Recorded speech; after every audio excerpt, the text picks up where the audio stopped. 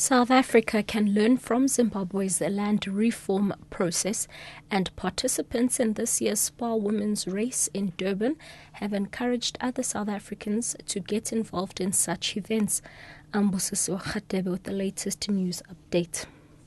South Africa can learn from Zimbabwe's land reform process.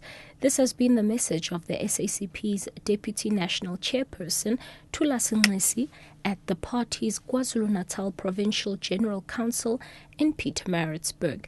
Nxesi says in Zimbabwe, 200,000 small-scale farmers have been settled on farms formerly owned by 6,000 white farmers. He says they now provide a livelihood to 1 million people as opposed to 250,000 jobs previously. As Minister of Public Works, Nxesi is also at the forefront of a new land expropriation bill that is expected to limit foreign land ownership in South Africa.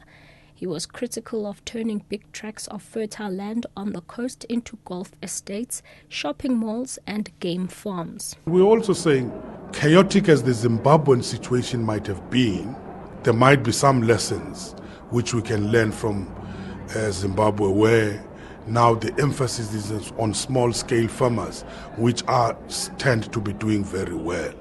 But we're not calling for adopting the chaotic nature which destroyed that particular country.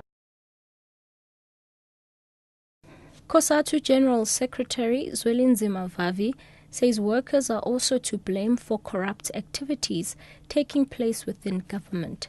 He says workers kept quiet on the problems related to non-delivery of textbooks at schools.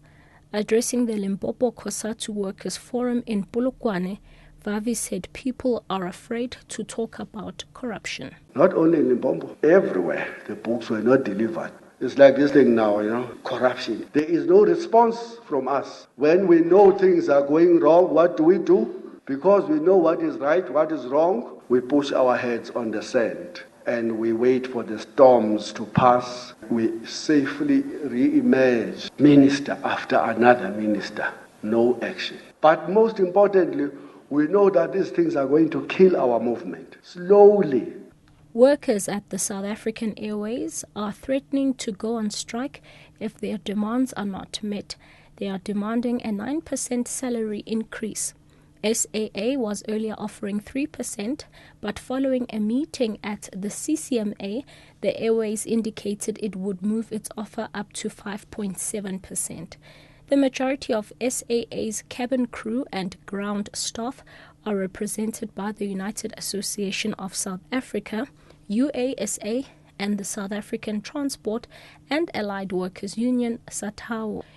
And lastly, participants in this year's Spa Women's Race in Durban have encouraged other South Africans to get involved in such events as part of living a healthy lifestyle. About 18,000 of women participated in this year's Spa Women's 5-kilometer, 10-kilometer race.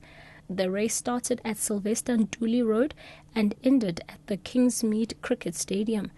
Catch the latest news on the hour on SABC radio stations and on NewsBreak Option 1.